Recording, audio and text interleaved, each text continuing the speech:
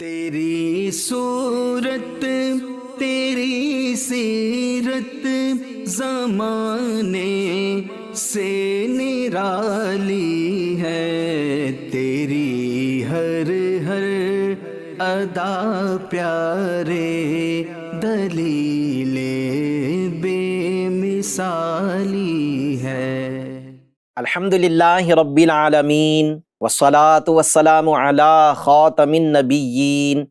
اما بعد فاعوذ باللہ من الشیطان الرجیم، بسم اللہ الرحمن الرحیم۔ الصلاة والسلام علیک یا رسول اللہ وعلی آلک واصحابک یا حبیب اللہ، الصلاة والسلام علیک یا نبی اللہ وعلی آلک واصحابک یا نور اللہ۔ ایف جی این چینل کے ناظرین، ایک بار پھر سلسلہ سیرت کے حسین پہلو لے کر حاضر ہے، جس میں ہم نبی پاک صلی اللہ تعالیٰ علیہ وسلم کی زندگی کے حالات، ان کی زندگی کے احوال بیان کر رہے ہیں، اور بیان کرتے ہوئے اعلان نبوت کے بعد کے 6 سال کا جو بھی عرصہ گزرا ہے، اس میں جو واقعات ہوئے ہیں آپ کے سامنے ان کو بیان کیا ہے۔ ہمارے سلسلے میں اول تا آخر بنے رہیے۔ آئیے اپنے سلسلے میں باقاعدہ جو ٹاپک پر ہم کلام کرنا چاہتے ہیں، اس پر کلام کرنے سے پہلے ایک درود پاک کی فضیلت سنتے ہیں۔ اللہ پاک کے پیارے پیارے آخری نبی صلی اللہ علیہ وسلم نے ارشاد فرمایا، جو مجھ پر ایک بار درود پاک پڑھتا ہے، اللہ پاک اس پر 10 رحمتوں کا نزول فرماتا ہے۔ صلو علی الحبیب صلی اللہ تعالی علی محمد صلی اللہ علیہ وسلم۔ ناظرین اکرام، نبوت کے 7ویں سال میں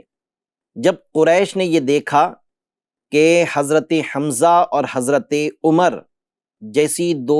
بہادر طاقتور شخصیات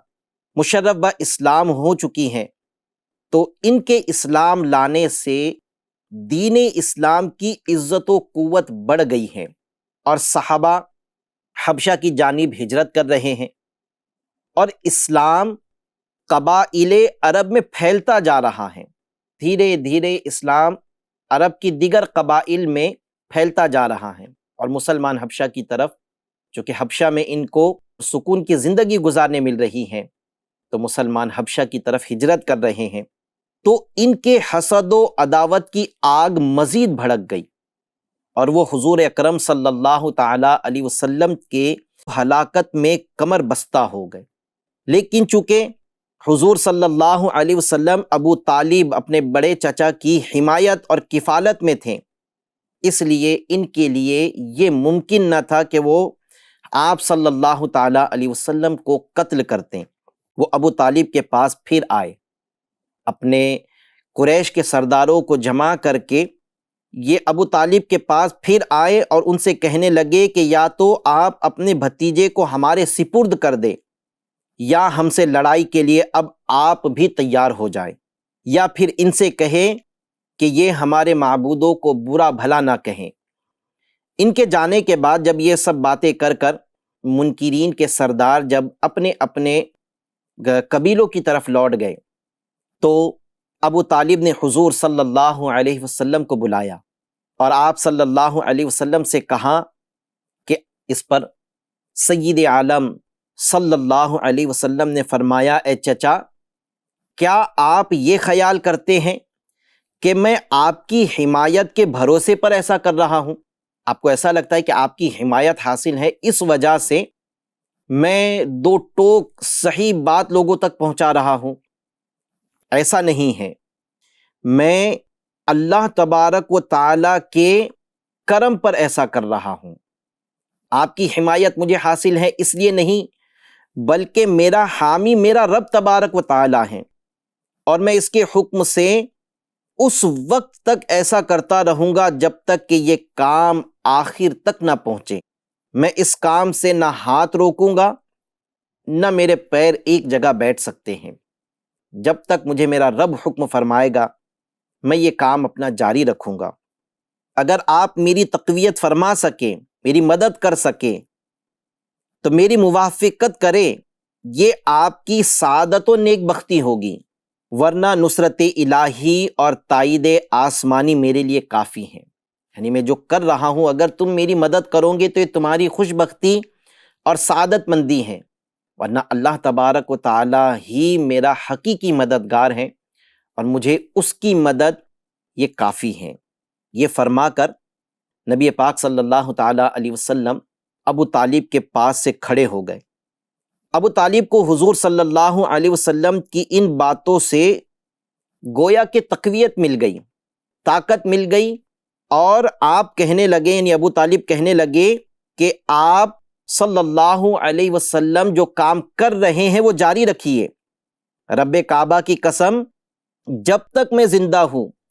آپ کو کوئی بھی نقصان نہیں پہنچا سکتا۔ آپ صلی اللہ علیہ وسلم کے دست مبارک کو باز نہ رکھ سکے گا، یعنی آپ کا ہاتھ نہیں روک سکے گا اس کام سے۔ اس ضمن میں ابو طالب نے ایک شعر کہا جس کا مضمون یہ ہے کہ خدا کی قسم کبھی بھی آپ کی طرف کوئی اپنی قوت کے ساتھ نہ دیکھ سکے گا جب تک کہ میں مٹی میں دفن نہ کر دیا جاؤں۔ یعنی جب تک میں زندہ ہوں تمہاری طرف کوئی آنکھ اٹھا کر اپنی طاقت سے بھی دیکھ نہیں سکے گا۔ آپ صلی اللہ علیہ وسلم اپنے دین کو علل اعلان پھیلائیے اور کوئی اندیشہ نہ کیجیے، کوئی خوف، کوئی ڈر محسوس نہ کیجیے، اور خوش رہیے، اور اس کی وجہ سے اپنی آنکھیں ٹھنڈی رکھیے۔ یہ کام آپ کو خوشی پہنچاتا ہے تو آپ خوش رہیے، یہ کام کریں، خوش رہیں، اپنی آنکھوں کو ٹھنڈک پہنچائیں۔ اس کے بعد ابو طالب نے بنی ہاشم کے لوگوں کو جمع کیا۔ صاحب مدارج النبوہ شیخ عبدالحق محدث دہلوی رحمۃ اللہ تعالی علیہ لکھتے ہیں کہ جن لوگوں کو ابو طالب نے جمع کیا، یہ بنی ہاشم میں کچھ تو وہ تھے جو ابھی ایمان نہیں لائے تھے، جو مسلمان نہیں تھے، لیکن انہوں نے بھی اس بات پر اتفاق کیا کہ آپ جو کام کر رہے ہیں وہ کریں، کوئی بھی آپ کو کوئی نقصان نہیں پہنچا سکتا۔ جیسے ہی ان لوگوں کو یہ ساری باتیں پتہ چلی کہ ابو طالب اب بھی اپنے بھتیجے کی حمایت میں ہیں اور بنو ہاشم کے لوگ جو ایمان نہیں لائے ہیں وہ بھی محمد عربی صلی اللہ علیہ وسلم کی حمایت میں ہیں، تو ان تمام سرداران قریش اور مکہ کے دوسرے منکرین نے یہ اسکیم بنائی، ایک تجویز سوچی کہ حضور صلی اللہ علیہ وسلم اور آپ کے خاندان کا مکمل اب بائیکاٹ کر دیا جائے، اور ان لوگوں کو کسی تنگ و تاریک جگہ میں محصور کر دیا جائے، قید کر دیا جائے، کہ ان کا دانہ پانی بند کر دیا جائے تاکہ یہ لوگ مکمل طور پر تباہ و برباد ہو جائیں۔ چنانچہ اس خوفناک تجویز کے مطابق تمام قبائل قریش نے آپس میں یہ معاہدہ کیا کہ جب تک بنی ہاشم کے خاندان والے حضور صلی اللہ علیہ وسلم کو ہمارے حوالے نہیں کریں گے، حالانکہ بنی ہاشم میں کچھ وہ تھے جو مشربہ اسلام ہو چکے تھے، لیکن کچھ وہ تھے جو ابھی مسلمان نہیں ہوئے تھے، ان سب لوگوں نے نبی پاک علیہ الصلاۃ والسلام کی حمایت کا ارادہ کیا۔ تو جو حامی ہوا ہے سب کے متعلق انہوں نے یہ عہد کر لیا، یہ معاہدہ کر لیا کہ ان سب کو جو محمد عربی صلی اللہ علیہ وسلم کا حامی بنا ہے سب کو ان کے ساتھ سزا دی جائے گی، اگرچہ مسلمان نہیں ہے ان کو بھی یہ سزا دی جائے گی کہ جب تک یہ محمد عربی کو ہمارے حوالے نہیں کر دیتے۔ وہ معاہدہ کیا تھا؟ 4 باتیں انہوں نے طے کی۔ اس معاہدے میں انہوں نے طے کیا کہ کوئی شخص بنو ہاشم کے خاندان سے شادی بیاہ نہ کرے، دوسرا کوئی شخص ان لوگوں کے ہاتھ کسی قسم کے سامان کی خرید و فروخت نہ کرے، نہ ان سے کوئی چیز خریدے نہ اپنی چیز ان کو بیچے، تیسرا کوئی شخص ان لوگوں سے کسی بھی طرح کا میل جول، سلام و کلام، ملاقات و بات کرنا، ان کے ساتھ اٹھنا بیٹھنا نہ کرے۔ چوتھا معاہدہ انہوں نے یہ کیا کہ کوئی شخص ان لوگوں کے پاس کھانے پینے کا کوئی سامان نہ جانے دے۔ منصور بن اکرمہ نے اس معاہدے کو لکھا تھا اور تمام سرداران قریش نے اس پر دستخط کر کے اس دستاویز کو کعبے کے اندر آویزہ کر دیا تھا۔ جس چیز پر یہ معاہدہ لکھا گیا تھا اسے انہوں نے، اس پر تمام قبائل کے سرداروں نے جو منکرین ہیں انہوں نے اس پر سائن کیا اور اسے خانہ کعبہ کے اندر آویزہ کر دیا۔ ابو طالب مجبور ہو کر حضور اقدس صلی اللہ علیہ وسلم اور دوسرے تمام خاندان والوں کو لے کر پہاڑ کی اس گھاٹی میں جس کا نام شعیب ابی طالب تھا پناہ گزین ہوئے۔ وہاں ابو طالب اپنے خاندان والوں کو اور نبی پاک صلی اللہ علیہ وسلم کو لے کر پناہ گزین ہوئے۔ ابو لہب اگرچہ بنی ہاشم میں تھا لیکن یہ آپ لوگوں کے ساتھ نہیں گیا، کیونکہ یہ بھی ان سرداروں کے ساتھ معاہدہ کرنے میں شامل تھا، اور اسے ان منکرین نے جو ہے وہ خاندانی حمایت و پاسداری کی وجہ سے اس معاہدے میں شامل نہیں کیا۔ اگرچہ بنی ہاشم میں ابو لہب تھا لیکن یہ پہاڑ پر جا کر محصور نہیں ہوا۔ ابو لہب کے سوا خاندان بنو ہاشم کے منکرین نے بھی خاندانی حمایت و پاسداری کی بنا پر اس معاملے میں حضور صلی اللہ علیہ وسلم کا ساتھ دیا، اور سب کے سب پہاڑ کے اس تنگ و تاریک جگہ میں محصور ہو کر قیدیوں کی زندگی گزارنے لگے، اور یہ 3 سال کا زمانہ گزرا تھا۔ اتنا سخت اور کٹھن گزرا کہ بنو ہاشم درختوں کے پتے اور سوکھے چمڑے پکا کر کھاتے تھے، چونکہ معاہدہ تھا کہ کوئی انہیں کوئی چیز نہ بیچے، نہ ان سے خریدے، نہ ان کی طرف کوئی کھانا پانی جانے دے۔ تو یہ ایسا 3 سال کا عرصہ گزرا کہ بنو ہاشم کے لوگ گھاس درخت کے پتوں سے اپنا گزارا کرتے، سوکھے چمڑے پکا کر کھاتے تھے، اور ان کے بچے بھوک و پیاس کی شدت سے تڑپ تڑپ کر دن رات رویا کرتے تھے۔ سنگ دل اور ظالم منکرین نے ہر طرف پہرا بٹھا دیا تھا کہ کہیں سے بھی اس گھاٹی کے اندر جسے شعیب ابی طالب کہا جاتا ہے، اس گھاٹی کے اندر نہ پانی پہنچے نہ کوئی دانہ پہنچے۔ جب کوئی قافلہ آتا اور وہ قافلے والے انہیں اپنا کوئی سامان بیچنا چاہتے تو یہ پہرے پہ بیٹھے ہوئے لوگ سرداروں کو خبر کر دیتے، اور یہ سردار ان سے زیادہ قیمت میں ان کا وہ سامان خرید لیتے، جس کی وجہ سے بنو ہاشم کے لوگوں تک وہ کوئی بھی چیز، نہ غلہ نہ پانی نہ کوئی سامان ان تک پہنچتا۔ مسلسل 3 سال تک حضور صلی اللہ علیہ وسلم اور خاندان بنو ہاشم ان ہوش ربا مصائب کو جھیلتے رہے، یہاں تک کہ خود قریش کے کچھ رحم دلوں، یعنی جب 3 سال کا عرصہ گزر گیا تو کچھ رحم دلوں کو بنو ہاشم کی ان مصیبتوں پر رحم آ گیا، اور ان لوگوں نے اس ظالمانہ معاہدے کو توڑنے کی تحریک اٹھائی۔ انہوں نے یہ کہا کہ 3 سال کا عرصہ گزر چکا ہے، یہ جو ہم نے ظلم کرنے کی جو معاہدہ کیا تھا اس کی تحریک کو، اس معاہدے کو اب ختم کرنا چاہیے۔ چنانچہ ہشام بن عمرو عامری، زہیر بن ابی امیہ، مطعم بن عدی،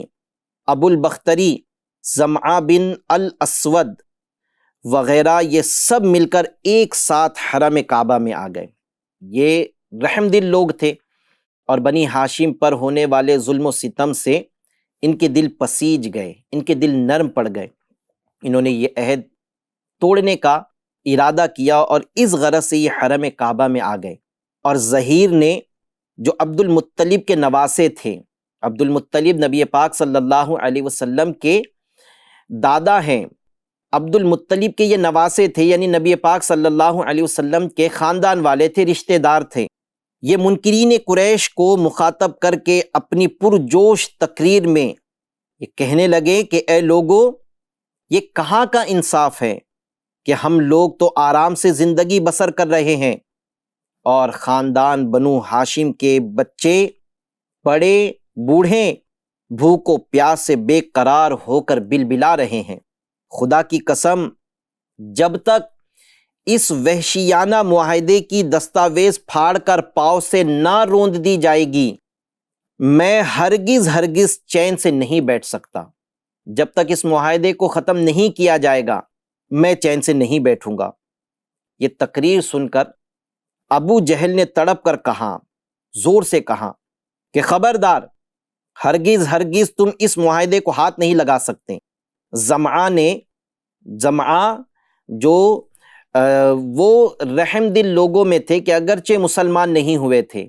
لیکن رحم دل تھے، بنو ہاشم پر کیے جانے والے ان مظالم سے یہ بھی بیزار تھے۔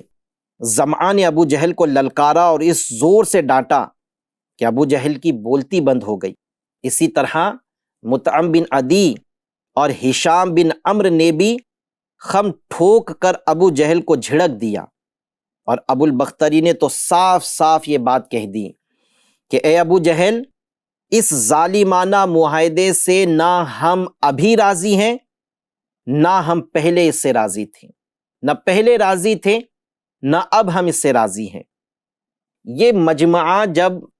خانہ کعبہ کے گرد یا خانہ کعبہ میں جمع تھا، ان میں ابو طالب بھی موجود تھے۔ انہوں نے کہا کہ اے لوگو، میرا بھتیجا محمد صلی اللہ علیہ وسلم کہتے ہیں کہ اس معاہدے کو جس دستاویز پر لکھا گیا ہے، اس دستاویز کو کیڑے دیمک نے کھا ڈالا ہے، اور صرف اللہ اور اس کے نبی محمد صلی اللہ علیہ وسلم کے جہاں جہاں نام ہے اسے باقی رکھا ہے، باقی ساری دستاویز کو کیڑے دیمک کھا چکے ہیں۔ ابو طالب کہتے ہیں کہ میری رائے ہے کہ تم لوگ اس دستاویز کو نکال کر دیکھو، اگر واقعی اس کو کیڑوں نے کھا لیا ہے، یعنی محمد عربی کی بات اگر سچی ہے تو اس کو چاک کر کے پھینک دو، یعنی اسے پھاڑ کے پھینک دو اور یہ معاہدہ ختم کر دو، اور اگر میرے بھتیجے محمد کی بات غلط ثابت ہو تو میں محمد کو تمہارے حوالے کر دوں گا۔ جو تمہارا مطالبہ ہے، جس کی وجہ سے تم نے یہ معاہدہ کیا ہے، اگر میرے بھتیجے کی بات غلط ہے تو میں محمد کو، میرے بھتیجے کو تمہارے حوالے کر دوں گا، اور اگر بات ان کی سچی ہے کہ دستاویز کو جس پر وہ معاہدہ لکھا گیا ہے اگر اسے دیمک کیڑے کھا چکے ہیں، اور صرف اللہ اور اس کے نبی کے نام کو چھوڑ کر ساری دستاویز اگر خراب ہو چکی ہیں تو اسے پھاڑ کر یہ معاہدہ ختم کر دو۔ یہ سن کر مطعم بن عدی کعبے کے اندر گیا اور دستاویز کو اتار کر لایا، اور سب لوگوں نے اس کو جب کھول کر دیکھا تو واقعی اللہ تبارک و تعالیٰ کے نام اور محمد عربی صلی اللہ علیہ وسلم کے نام کے علاوہ پوری دستاویز کو کیڑوں نے کھا لیا تھا۔ مطعم بن عدی نے سب کے سامنے اس دستاویز کو پھاڑ کر پھینک دیا، اور پھر قریش کے چند بہادر، باوجود یہ کہ یہ سب مسلمان نہیں تھے، یہ کفر کی حالت میں ہی زندگی گزار رہے تھے، انہوں نے ہتھیار لے کر شعب ابی طالب کی گھاٹی میں پہنچے اور خاندان بنو ہاشم کے ایک ایک آدمی کو وہاں سے نکال کر لائے اور ان کو ان کے مکانوں میں پھر آباد کیا۔ یہ واقعہ اعلان نبوت کے 10 سال بعد ہوا، یعنی یہ معاہدہ جو بنا تھا وہ اعلان نبوت کے 7ویں سال بنا تھا، اور 3 سال تک یہ ظلم والا معاہدہ جاری رہا، اور 10ویں سال اس معاہدے کو ختم کر کے بنی ہاشم کو ان کے مکانوں میں پھر آباد کیا گیا۔ یہ 10 سال کا عرصہ اعلان نبوت کے بعد گزر گیا تھا، اس وقت یہ واقعہ پیش آیا۔ کتابوں میں لکھا ہے کہ منصور بن اکرمہ، جس نے اپنے ہاتھوں سے یہ معاہدے کو دستاویزوں پر لکھا تھا، اللہ تبارک و تعالیٰ کا اس پر ایسا قہر ٹوٹ پڑا کہ اس کے ہاتھ شل ہو کر خراب ہو گئے، کہ اس نے یہ معاہدہ اپنے ہاتھوں سے لکھا تھا، اس لیے اللہ تبارک و تعالیٰ کے قہر و غضب کا وہ شکار ہوا اور اللہ پاک نے اس کے دونوں ہاتھوں کو ضائع فرما دیا۔ ناظرین اکرام، یہ اعلان نبوت کے 10ویں سال کا واقعہ ہے جس میں وہ ظالمانہ معاہدے کو ختم کیا گیا اور بنی ہاشم کو پھر اپنے اپنے مکانوں میں آباد کیا گیا۔ یہ جو سال تھا اعلان نبوت کے بعد کا 10واں سال، اسے عام الحزن کہا جاتا ہے۔ عام الحزن کہنے کی وجہ یہ ہے کہ اس سال نبی پاک صلی اللہ تعالیٰ علیہ وسلم کے بڑے مشفق، آپ کے حمایتی، ہر وقت آپ کا ساتھ دینے والے چچا ابو طالب کی طبیعت خراب ہوئی اور ابو طالب اسی سال انتقال کر گئے۔ روایت میں ہے حضور اقدس صلی اللہ علیہ وسلم شعب ابی طالب سے نکل کر اپنے گھر میں تشریف لائے اور چند ہی روز منکرین اسلام کے ظلم و ستم سے کچھ امان ملی تھی کہ ابو طالب بیمار ہو گئے اور گھاٹی سے اپنے مکان میں آباد ہونے کے 8 مہینے بعد ابو طالب کا انتقال ہو گیا۔ یہ 10واں سال ابو طالب کے انتقال کا سال تھا۔ نبی پاک صلی اللہ تعالیٰ علیہ وسلم کو اس کا بڑا رنج ہوا۔ ان کے انتقال کے 5 یا 6 دن کے بعد آپ کی حمایتی، آپ کا تعاون کرنے والی، آپ کی زوجہ، ہماری والدہ، ہماری ماں ام المؤمنین خدیجۃ الکبریٰ رضی اللہ تعالی عنہا کا بھی انتقال ہو گیا۔ اعلان نبوت کے بعد کے اس 10ویں سال میں نبی پاک صلی اللہ تعالیٰ علیہ وسلم کے حامی جو 2 اشخاص تھے، 2 شخصیات تھی، ایک آپ کے چچا اور ایک آپ کی زوجہ محترمہ ہماری ماں ام المومنین خدیجۃ الکبریٰ رضی اللہ تعالی عنہا، یہ انتقال کر گئے۔ اس لیے اس سال کو عام الحزن یعنی غم کا سال کہا جاتا ہے۔ ابو طالب کا جب انتقال کا وقت قریب آیا تو نبی پاک صلی اللہ علیہ وسلم نے انہیں کلمے کی تلقین کی، لیکن ابو طالب نے کلمہ نہیں پڑھا۔ سیرت مصطفیٰ میں عبد المصطفیٰ اعظمی رحمۃ اللہ تعالی علیہ نے اور مدارج النبوہ میں شیخ عبد الحق محدث دہلوی رحمۃ اللہ تعالی علیہ نے وہ واقعے کو ذکر کیا ہے کہ جب پیارے آقا صلی اللہ علیہ وسلم نے انہیں کلمے کی تلقین کی تو ابو طالب نے اس وقت کیا کہا۔ ناظرین، ابھی وقت نہیں کہ وہ باتیں، وہ واقعہ آپ کے سامنے بیان کیا جائے، کیونکہ ہمارے سلسلے کا وقت مکمل ہو چکا۔ انشاءاللہ عز و جل اپنے اگلے ایپیسوڈ میں ہم ابو طالب کی اس وقت کی گفتگو، اور روایت میں ہے کہ ابو طالب نے ایسی بیماری کی حالت میں بنو ہاشم کے لوگوں کو